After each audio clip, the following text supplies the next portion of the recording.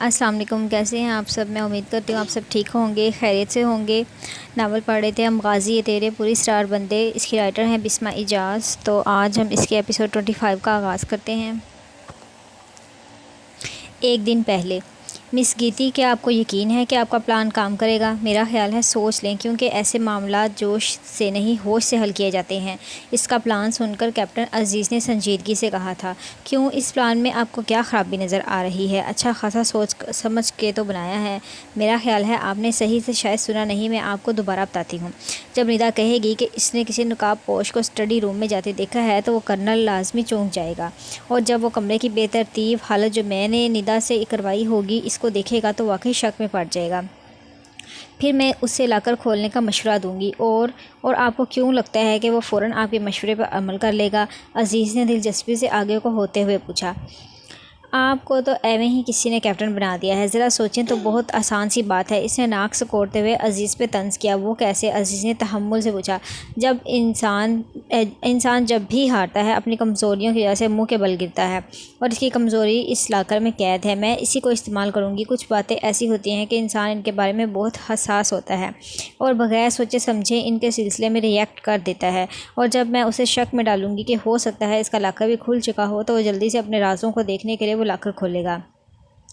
तब मैं पीछे से इसकी गर्दन में इंजेक्शन लगा दूंगी और वो बेहोश हो जाएगा और सारे राज मेरे हाथों में होंगे। कैसा लगा मेरा प्लान? खुद इसी एक के हाथों इसकी बर्बादी करवाऊंगी। लेकिन इसके बाद फिर क्या होगा ये सोचा है? अजीज़ ने बिल अदा करने के लिए वॉलेट निकालते हुए मसरूफ़ से अंदाज में पूछा। इसके बाद जाहिर है वो फ़ाइल हमारे हाथ में होगी, और क्या होगा? इसने जैसे अजीज़ की अकल पे मातम किया। ठीक है, मान लिया, मगर एक बार फिर से सोच लीजिएगा। मुझे अभी एक ज़रूरी काम से कहीं जाना है, फिर मिलते हैं, खुदा हाफिज़। वो बिल मेज़ पर रखते हुए डाइनिंग हॉल से बाहर जाने लगा। ज़रूरी काम? इनको भला क्या ज़रूरी काम हो सकता है? वो सर झटक के कहते हुए बचे हुए खाने की जाने मुतवज्जा हो गई। वो सोच रही थी कि इस प्लानिंग के बारे में इसको और अजीज़ के सिवा किसी को मालूम नहीं था। तो फिर इसने यकदम गुस्से से इसने कापोश की पैर पे अपना पैर मारा। कैप्टन, आप क्यों आए हैं यहाँ? फाइनली मोहतरमा ने पहचान लिया मुझे, वरना पहले तो खौफ के मारे रंगत उड़ी हुई थी। वो रिलैक्स होकर बोला। अब ऐसी भी कोई बात नहीं, मैं क्यों डरूंगी? इसने गर्दन अकड़ाते हुए कहा, फिर ज़रा गुस्से से अपना सवाल दोहराया। लेकिन आप क्यों यहाँ आए हैं? बताता हूँ, पहले फ़ाइल तो अपने कब्ज़े में लें। वो कहते हुए खुले इलाके की तरफ बढ़ा। इस इलाके में मज़ीद 4 खाने बने हुए थे जो इसकी सतह के साथ ही अलमारी में फिक्स थे, जैसे 4 डब्बे पड़े हुए हों जिन पे आम सा लाक लगा हुआ था। ये भी गालबन सिर्फ रस्मी कार्रवाई थी, वरना कोई लाकर खोल ही नहीं सकता था तो इन बॉक्सेस तक क्या पहुंचता।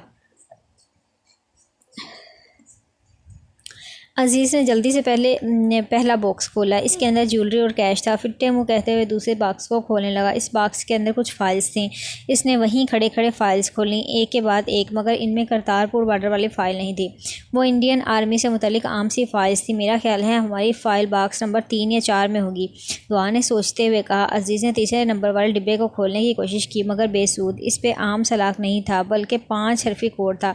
मुझे पता था ऐसा ही कुछ होगा। इसने झिल्लाकर हाथ में पकड़ी फाइल ज़मीन में दे मारी। ये तो बहुत बुरा हुआ। अब हम क्या करेंगे? ये तो मैंने सोचा ही नहीं था कि लाकर के अंदर भी लाकर हो सकता है। इसे भी परेशानी हुई, मगर मैंने सोचा था और इसलिए आपके पीछे पीछे यहाँ चला आया हूँ ताकि कोई गड़बड़ ना हो जाए। यू नो वाट, कि अगर आपको वो फाइल मिल भी जाती तो बाद में सबसे पहले शक आप पे ही जाना था। आप क्या समझती हैं कि आपके सामने कोई आम सा आदमी है? दुआ, ये बेहोश शख्स कर्नल है। होश में आकर ज़रा सोचेगा तो इसे सारी कहानी समझ आ जाएगी। और फिर पता है क्या होता है? ये एक लम्हे से भी पहले आपको गिरफ़्तार कर लेता। खलूस, मोहब्बत और घर आए मेहमानों पर शक ना करना हमारी रवायत है, इन लोगों की नहीं। ये तो अपनों को नहीं छोड़ते। और आपको लगा था कि वो फ़ाइल हासिल करके आप आसानी से रफू चक्कर हो जाएंगी। मैंने कल पूछा भी था कि मैडम वो फ़ाइल लेने के बाद क्या होगा, ये सोचा है, मगर बड़े फ़ख्र से जवाब दिया गया कि कर्नल की बर्बादी होगी। और क्या, मगर असल में आपकी वजह से हम सब बर्बाद हो जाते, आप, मैं, मेजर सिकंदर और निदा भी। इसलिए मुझे आना पड़ा। वो इधर से उधर चक्कर काटते हुए अपनी फ्रस्ट्रेशन दुआ पर निकालते हुए इस मामले के दूसरे रुख से रोशनास करवा रहा था।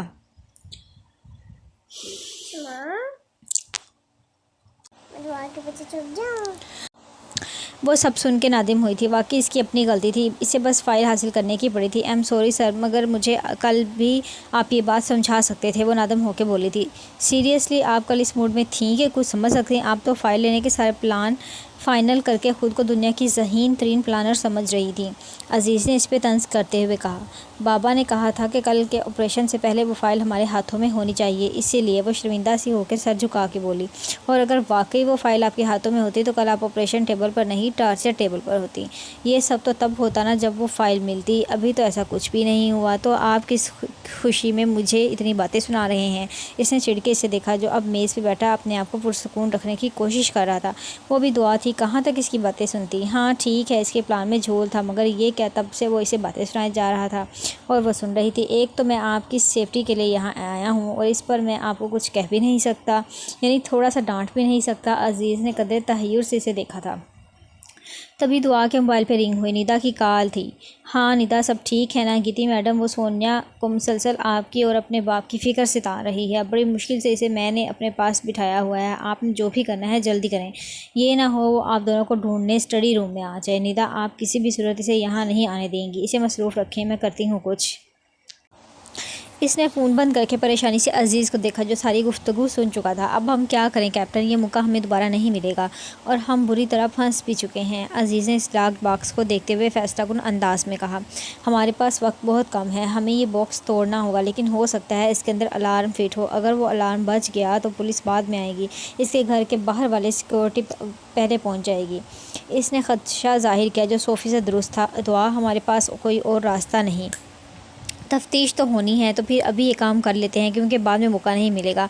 अज़ीज़ ने समझाने वाले अंदाज में कहा और पिस्तौल का रुख इस बंद बॉक्स की जानिब कर दिया। दुआ ने आंखें बंद की थीं। जो होने जा रहा था इसके बाद मौत यकीनी थी। साइलेंसर लगे पिस्टल से गोली निकली और इस बॉक्स के कोड वाले हिस्से पे लगी। फिर वही हुआ जिसका डर था। लॉक तो टूट गया, मगर अलार्म बजने लगा। अज़ीज़ ने जल्दी से इस डिब्बे को खोल के अंदर झांका। तो के ऐन मुताबिक इनकी फ़ाइल थी, वही थी। अज़ीज़ ने 2-3 सफ़ात पे सरसरी से नज़र डालकर यकीन कर लिया कि ये वही फ़ाइल थी। अब इसको छुपाएंगे कैसे? हम तो पकड़े जाने वाले हैं। अगले 5 मिनट में वो यहाँ होंगे। इसने परेशान होते हुए कहा, इस फ़ाइल को छुपाने का आइडिया भी है मेरे पास। आप ज़रा इस व्हील चेयर से उठकर इस कुर्सी पे बैठें। अज़ीज़ ने दुआ को सहारा देकर राइटिंग टेबल के पास रखी कुर्सी पर बिठाया और ख़ुद इसके पीछे इसकी व्हील चेयर को गौर देखने लगा। एक ख्याल के पेश नज़र इसने व्हील चेयर को उल्टा मोड़ा, मेज़ पर से टैब उठाया और फाइल को व्हील चेयर के बैठने वाली शीट की पुश्त पे टेप की मदद से चिपकाना शुरू कर दिया। यूँ कि वो मुकम्मल तौर पर महफूज हो गई तो इसको सीधा कर दिया। कोई गुमान भी नहीं कर सकता था कि इस व्हील चेयर के निचली सतह के साथ कुछ अटैच किया गया है। वो अज़ीज़ की जहानत पर उश उश कर उठी। फ़िक्र ना करें, घर में ऊंची आवाज़ में जो बजन लगा हुआ है, इसमें इस अलार्म की आवाज़ नहीं सुनी गई होगी। हाँ, पुलिस के आने तक हमारे पास 10 मिनट हैं। माहौल का तनाव कम करने के लिए अज़ीज़ ने मुस्कुरा कर कहा था। दुआ को वापस व्हील चेयर पर बिठाने के बाद इसने इस छोटे डिब्बे का लॉक भी तोड़ दिया। एक बार फिर से अलार्म गूंजा था, मगर वहाँ परवाह कैसी थी।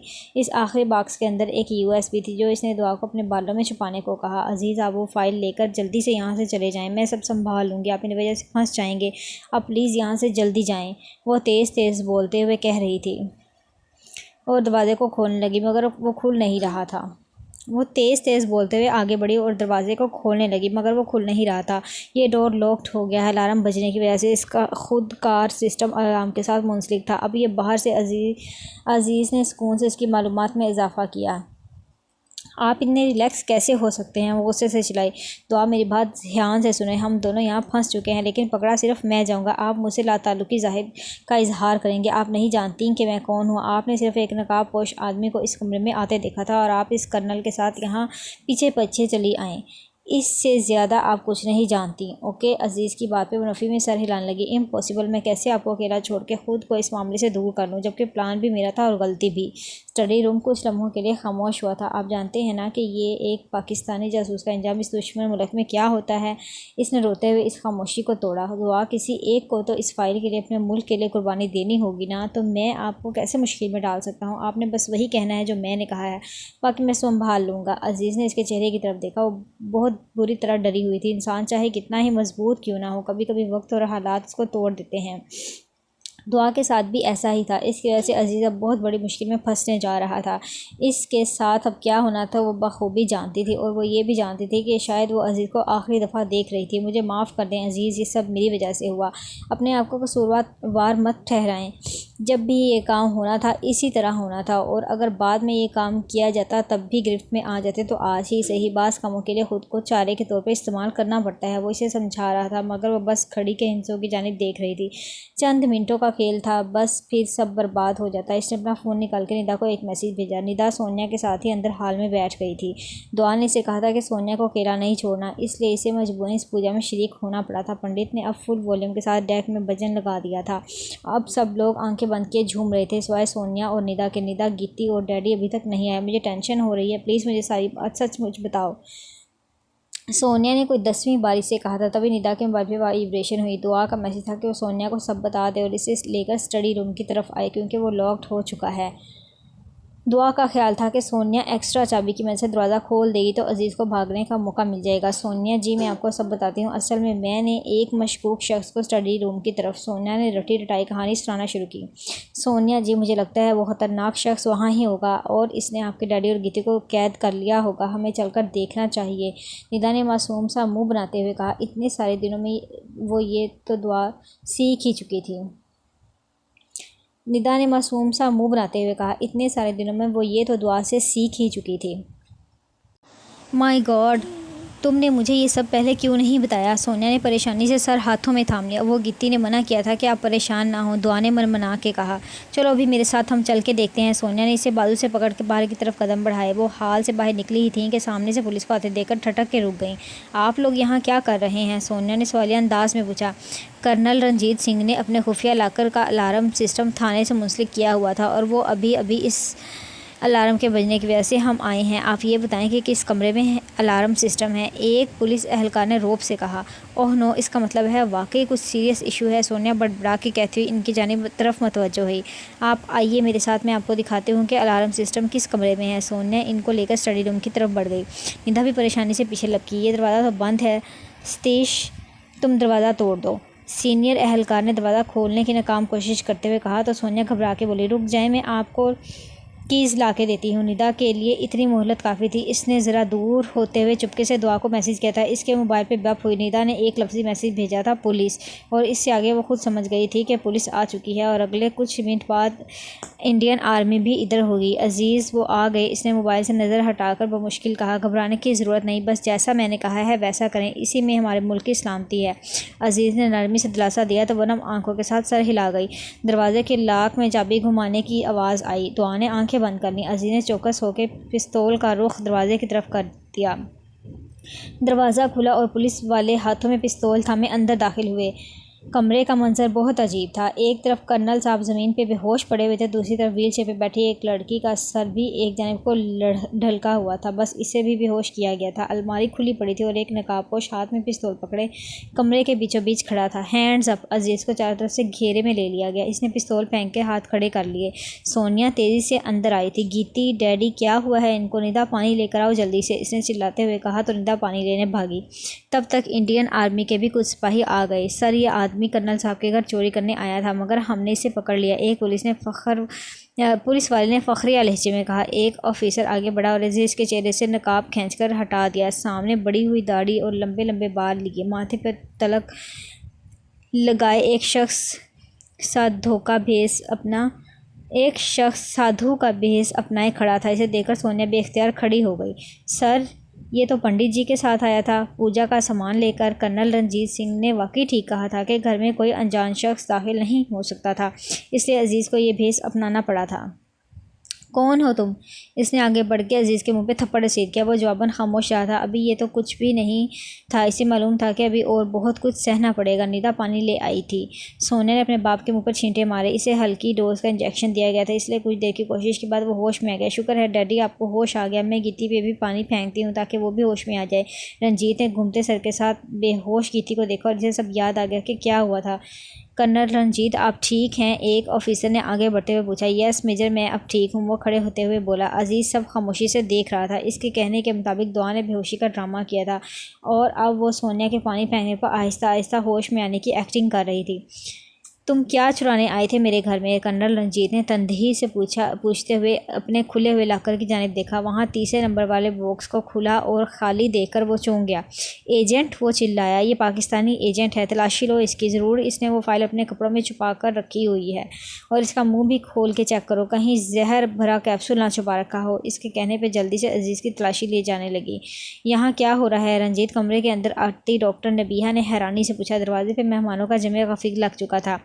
नबीहा, मैं बाद में बताऊंगा, अभी आप प्लीज़ सब गेस्ट्स को यहाँ से लेकर चली जाएं, बल्कि इनको भेज दें, उकताए हुए लहजे में कहकर वो अजीज़ की तरफ जानिब देखने लगा। कुछ मिला? नो सर, इससे तो कुछ भी नहीं मिला। अच्छे से देखकर बताओ सर, इससे ना तो कोई फ़ाइल मिली है और ना ही इसके दांतों में कोई कैप्सूल है। गीती, तुम ठीक हो? सोनिया ने दुआ की तरफ देखा, जिसकी आंखों से आंसू बह रहे थे। वो अजीज़ को देख रही थी, जो खामोश निगाहों से इसे पुरसुकून रहने का इशारा कर रहा था। गीती, डरो नहीं, मैं इसे पकड़ लिया गया है, अब तुम्हें कोई नुकसान नहीं पहुंचा सकता। ठीक है, अब रो नहीं, ये शख्स अब कुछ नहीं कर सकता, तुम देख रही हो ना, इसे आर्मी ने कब्जे में ले लिया है। कर्नल रंजीत ने इसे फचकारते हुए कहा। इसे एक लम्हे के लिए भी दुआ पे शक नहीं हुआ था। अजीज़ ने सही कहा था, फर्जी नकाबपोश की कहानी अगर सच हो जाती तो सारे शक इसी की तरफ मुड़ जाते, और यूं दुआ आसानी से वो फाइल हासिल करके बखैरियो आफियत इस घर से जा सकती थी। अंकल, इसे यहाँ से ले जाएं प्लीज़। वो मज़ीद इसे अपने सामने चोट खाते नहीं देख सकती थी। हाँ ठीक है मेजर, इसको ले जाओ यहाँ से, और अच्छे से पूछताछ करना। खुद भी थोड़ी देर तक आता हूँ। अगर फ़ाइल इसके पास नहीं है तो ज़रूर इसने यहीं कहीं छुपा दी होगी। रंजीत सिंह ने कमरे में नज़रें दौड़ाईं। इतना तो इसे पता था कि जब इसने लाकर तोड़ा होगा तो अलार्म बजा होगा और वो दरवाज़ा भी ऑटोमेटिकली बंद हो गया होगा, तो बाहर तो वो नहीं जा सकता था, तो फ़ाइल इसने यहीं कहीं छुपाई होगी। वो अजीज़ को अपने साथ ले जाने लगे। वो डबडबाई आंखों से इसे देखने लगी। इसकी वापसी की कोई उम्मीद नहीं थी। वो जानती थी कि वो अकेला भी इनके साथ मर सकता था, मगर वो सिर्फ दुआ की और अपने मुल्क की सलामती के लिए दुश्मनों के सामने सरनगू हुआ था, ताकि किसी भी सूरत दुआ पे शक ना किया जाए। डैड प्लीज़, आप भी साथ ही चले जाएं, ये कहीं भाग ना जाए। आपकी जो भी फाइल वगैरह है वो यहीं हुई तो मिल जाएगी, अभी आप भी इनके साथ ही जाएं। सोनिया ने दो टोक लहजे में कहा। हाँ ठीक कह रही हो तुम, मैं भी साथ ही चलता हूँ। तुम गीती को लेकर कमरे में जाओ, मैं रूम को लॉक कर लूँ। सोनिया ओके कहकर गीती की व्हीलचेयर धकेलती अपने कमरे में ले गई। वो और निदा शाम ढलने तक वही रही थी। इनसे भी तफ्तीश हुई, मगर दोनों ने तयशुदा बयान ही दिया था। दुआ का बयान ये था कि इस शख्स ने कर्नल रंजीत को बेहोश करने के बाद इसे भी बेहोश कर दिया था, और वो तभी होश में आई थी जब सोनिया इससे होश में लाई थी, इसलिए इसे कुछ नहीं पता। शाम 6 बजे इसने सोनिया से जाने की इजाज़त चाही। गीती, तुम मुझे ठीक नहीं लग रही, तुम आज रात इधर ही रुक जाओ। नहीं सोनिया, कल हम दोनों का ऑपरेशन है, तुम रेस्ट करो, मैं भी जाकर रेस्ट करूँगी। नीदा बेचारी अभी मेरी वजह से सुबह से यहीं है, अब हमें चलना चाहिए। वो थकी थकी सी लग रही थी, इसे लग रहा था जैसे इसने अजीज़ को खो दिया हो। Okay as you wish. Sonia इसे बाहर गेट तक छोड़ने आई थी। मैं ड्राइवर से बोलूँ कि तुम्हें घर छोड़ आए?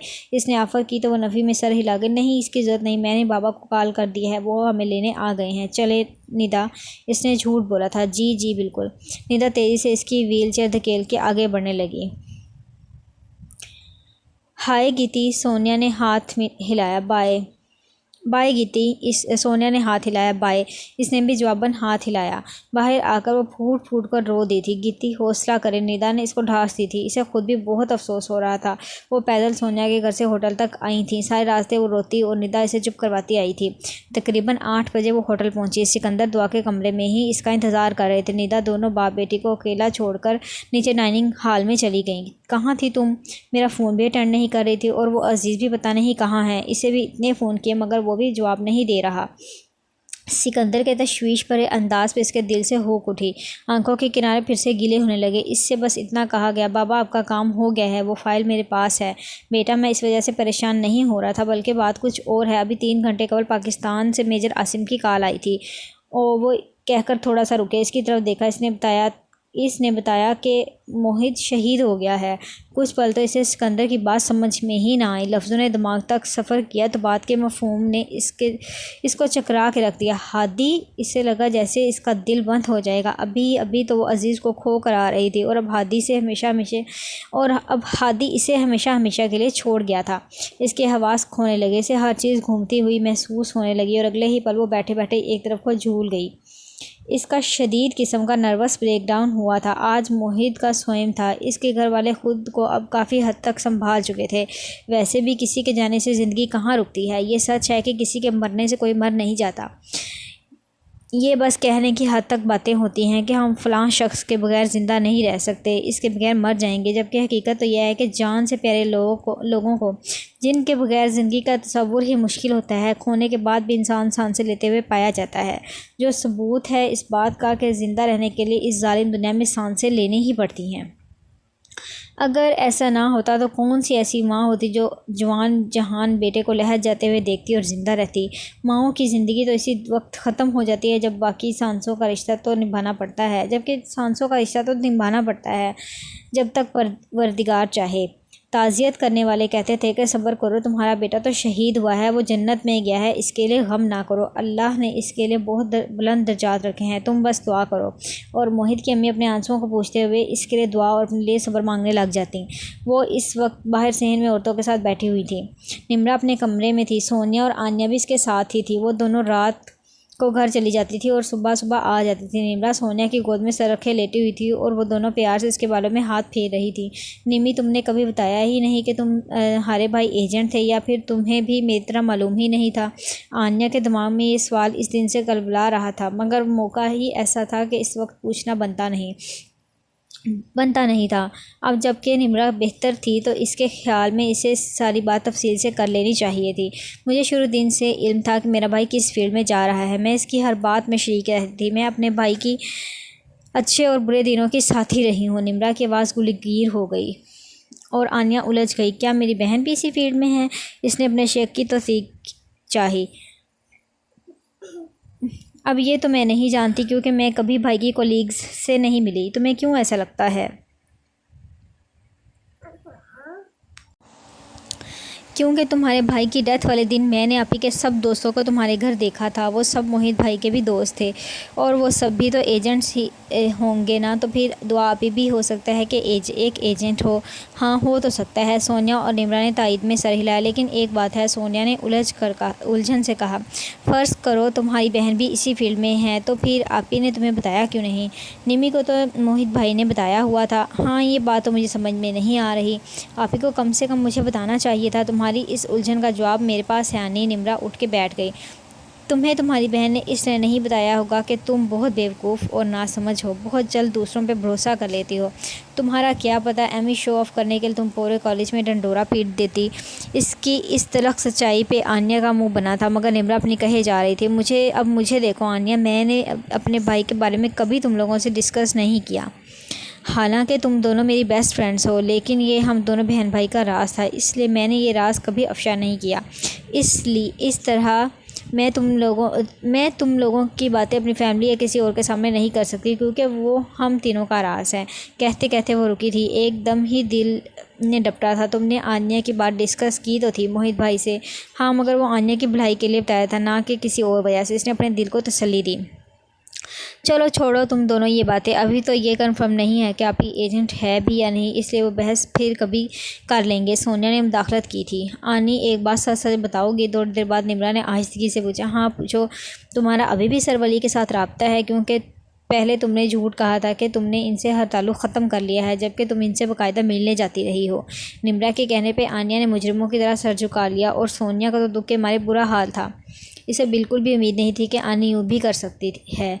कुछ दिन पहले तक था, अब नहीं है। मैंने इनसे कितना ताल्लुक़ कर लिया है, अब मैं इनसे बात नहीं करती। हालांकि वो दिन में कई बार मुझे कॉल करने की कोशिश करते थे, मगर मैंने इनका नंबर ब्लॉक कर दिया। मैंने अपने दिल को समझा लिया है। वो थके थके से अंदाज में बताने लगी, मगर वो दोनों अभी तक बेयकीन थी। यकीन नहीं आ रहा तो मेरा मोबाइल चेक कर लो। इसने व्हाट्सएप इन दोनों के आगे किए और वॉइस नोट्स सुनाने लगी, जो वली ने वक्तन फ़वक्तन ब्लॉक होने से पहले भेजे थे। चलो ये तो अच्छा हुआ कि अब के तुमने वाकई में पीछा छुड़वा लिया। सोनिया ने हाथ झाड़े। आनी, ये सब वक्ती और जज्बाती सहारे हैं। असल मोहब्बत तो वालिदैन और बहन भाई की मोहब्बत है। निम्रा खुश हुई थी, यानी मोहित ने आनी का मामला संभाल लिया था। वो जो आनी के बारे में सब कुछ मोहित को बताने पर गिल्ट में मुब्तला थी, अब रिलैक्स थी। तुम ठीक कह रही हो। आपी ने भी मुझे बहुत समझाया था कि माँ बाप की मोहब्बत हर मोहब्बत पे भारी होती है। इसीलिए मैंने वली की मोहब्बत से दस्तबरदारी के बदले यही शर्त रखी थी। वो खोए खोए से अंदाज में बोलते बोलते एकदम चूक के रुकी थी। कैसी शर्त? चूंकि तो वो दोनों भी थीं। कोई शर्त नहीं, वो हकलाई। सीधे तरीके से बताओ, अब तुमने कौन सी नई हमाकत की है? निम्रा सख्त लहजे में बोली थी। आन्या आंखें नीचे वहीं पहुंच गई जहां वो बैठे बड़े मज़े से दुआ से अपनी शर्त के बारे में कह रही थी। कैसी शर्त आनी? दुआ ने बहुत हैरान होकर पूछा था। आप ही सिंपल सी बात है, अगर मैं वली को छोड़ दूंगी तो बदले में आपको भी बाबा को छोड़ना होगा। क्या मतलब है इस बात का? इसका दिमाग भग से उड़ा था। ये क्या बकवास है कि मैं बाबा को छोड़ दूं? तुम होश में तो हो, जानती भी हो कि क्या कह रही हो। मैं अच्छी तरह से जानती हूँ कि क्या कह रही हूँ। मुझे बाबा चाहिए। जब वापस आएंगी तो आप बाबा से दूर रहेंगी ताकि वो मुझे प्यार दे सकें। इसी सूरत में मैं वली से ताल्लुक़ ख़त्म करूँगी। आन्या दुआ की आवाज़ में बेयकीनी सी थी। सोच लें, एक मोहब्बत के बदले दूसरी मोहब्बत। आन्या ने सौदेबाजी की। ठीक है, मुझे तुम्हारी शर्त मंजूर है। काफ़ी देर बाद वो बोलने के काबिल हुई थी और कहकर फ़ोन रख दिया। आन्या ने फातिहाना अंदाज से मोबाइल देखा। अगरचा वो वली से मोहब्बत करने लगी थी, मगर अब वो भी महसूस करती थी कि ये सब मिलना मिलाना ठीक नहीं। फिर जब दुआ ने इससे बात की तो इसने मौका से फ़ायदा उठाया। क्या कह रही हो आन्या? निम्रा चीखी थी। वो दोनों इसके सौदेबाजी सुन के सदमे में थीं। तुम्हें ऐसा नहीं करना चाहिए था। वो तुम्हारी बहन है और तुम्हारे बाबा इसके भी बाबा हैं। सोनिया ने इसे शाकी नज़रों से मलामत किया। तो मैं और क्या करती? आन्या फट पड़ी। बताओ मैं क्या करती? बचपन से बाबा की मोहब्बत मेरे हिस्से में कम ही आई है, और अब जब वो इतने सालों बाद वापस आए हैं तो इनको आप ही के अलावा कुछ दिखाई ही नहीं देता। ठीक है, मैं इनसे खफा थी, मगर इन्होंने भी तो ढंग से मनाने की कोशिश नहीं की। हर वक्त बस दुआ दुआ ही करते रहते हैं। दोनों कमरा बंद किए घंटों बातें करते रहते हैं। आप ही के ऑपरेशन के लिए अम्मी भी तो जा सकती थी ना। वो माँ है, ज़्यादा अच्छे तरीके से हैंडल कर लेती, और बाबा घर में मेरे साथ रुकते, मगर नहीं, इन्हें तो बस दुआ से प्यार है, मुझसे नहीं। आन्या कहते कहते रो पड़ी। एक लम्हे के तवक्कुफ से वो फिर गोया हुई। मैं वली की तरफ कभी राग़िब ना होती अगर मुझे बाबा की मोहब्बत मिल जाती, क्योंकि आज जब आप हॉस्पिटल में थी तब तक मेरा वली से बस सलाम दुआ की हद तक ताल्लुक़ था, क्योंकि वो मुझे अच्छे लगते थे। फिर बाबा भी हमारी ज़िंदगी में वापस आए। मैं उनसे नाराज़ थी कि वो हमें छोड़ के क्यों गए, इसीलिए इनसे बात नहीं की। मगर मुझे उम्मीद थी कि वो बचपन की तरह मुझे मना लेंगे, मगर इनको दुआ की फ़िक्र पड़ गई। तब मैंने सोचा कि बाबा की मोहब्बत ना सही किसी और की सही, इसलिए मैं आहिस्ता आहिस्ता वली के करीब होने लगी। जब मैं दुआ और बाबा को पास देखती तब मुझे गिल्ट होता कि बाबा मुझे प्यार से क्यों नहीं मनाते, और इसीलिए मैंने भी अपनी मोहब्बत मानने की ठान ली। अब जब मैंने वली को छोड़ दिया है तो आप ही को भी बाबा को छोड़ना होगा। इसने आंसू पूछते हुए आखिरी फिक्रा स्पाट लहजे में कहा था। तुम्हारी सब बातें ठीक हैं। निम्रा ने नरमी से इसे समझाने की कोशिश की, लेकिन शर्त और सौदेबाजी रिश्तों में आ जाए तो इनका तकद्दुस पामाल हो जाता है।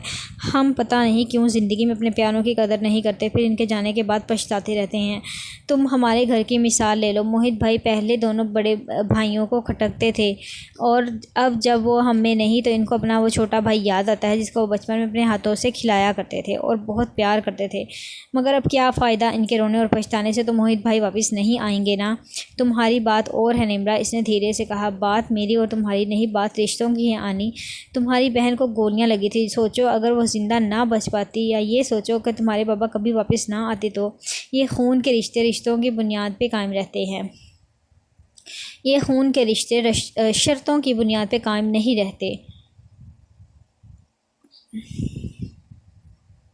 अगर कभी तुम्हारे बाबा को पता चल गया तो इनको कितना दुख होगा। एक बेटी दूसरी बेटी के खिलाफ साजिश कर रही है। बिल्कुल ठीक कह रही है निम्रा। सोनिया ने इसकी बात आगे बढ़ाई। आनी, वो तुम दोनों के बाबा हैं। तुम्हारी अपी को ज़्यादा वक्त देने की वजह इनके साथ हुआ हादसा भी तो हो सकता है ना। जिस हालत में वो इस वक्त तुम्हारी बहन है, वो एक बाप के लिए कैसा कड़ा इम्तिहान होता है, तुम तसव्वुर भी नहीं कर सकती। अभी पिछले महीने मेरे बड़े भाई का एक्सीडेंट हुआ था, और मेरे अब्बू अम्मी तो इनकी पट्टी से लगकर बैठ गए। अब हम बाकी 3 बहन भाई क्या जेलस होने लग जाते कि हमारे हिस्से का प्यार और वक्त भी इनको मिल रहा है। आधे घंटे तक वो दोनों आन्या को समझाती रही, और आन्या के चेहरे के तासुरात से लग भी रहा था कि वो समझ गई है, और वो किस हद तक समझे ये तो आने वाला वक्त जानता था। और इसी दिन की बात है जब रात के 8 बजे आन्या का फ़ोन आया था, और इसने बड़ी उलझन से पूछा था, निमी मुझे एक बात समझ नहीं आ रही, आपी को घर में ना होने के बावजूद मेरे और वली के बारे में कैसे पता चला। और निम्रा ने शाने चुकाते हुए मालूम नहीं कहकर फ़ोन रख दिया। ये इसका और मोहित का राज था। वो हरगिज़ भी आनिया जितनी बेवकूफ़ नहीं थी जो अपने भाई के राज को अफशां करती। वतन की मोहब्बत में हम आशिफ्ता सरों ने वतन की मोहब्बत में हम आशिफ्ता सिरों ने वो कर्ज उतारे हैं जो वाजिब भी नहीं थे। सिकंदर ने अपनी मदहोश बेटी को देखकर एक सर्द आह भरी। इस वक्त दुआ के कमरे में थे। आज तीसरा दिन था और वो अभी तक होश में नहीं आई थी। डॉक्टर ने कहा था कि इसके ज़हन को शदीद सदमा पहुंचा है, इसलिए नर्वस ब्रेकडाउन हुआ है। वो दिन में 2 बार आके दुआ को देख जाता था, ड्रिप और इंजेक्शन लगाकर सिकंदर को तसल्ली देता, बकौल इसके 1-2 दिन में होश आ जाएगा, क्योंकि अभी इसका ज़हन सूरत हाल को कबूल नहीं कर रहा, जो टेंशन का बाइस है। पता नहीं इसे मोहित का सदमा ज़्यादा लगा है या अजीज़ का। इन्होंने उदासी से सोचा। अजीज़ ने इंडिया आने के कुछ दिन बाद इनको कहा था कि वो दुआ से शादी करना चाहता है। सिकंदर को कोई एतराज़ नहीं था। वो एक बेटी के बाप थे जिसका ऑपरेशन होने वाला था और नाकामी की सूरत में वो सारी ज़िंदगी माजूर ही रहती। अजीज़ हर लिहाज से अच्छा था और दुआ को हर हाल में कबूल करने पर राज़ी था, मगर फिर भी सिकंदर ने फ़ैसला दुआ पे ही छोड़ा था। चलें जी, अब तक के लिए इतना ही। अपना ख्याल रखिएगा, दुआ में याद रखिएगा। अल्लाह हाफिज़।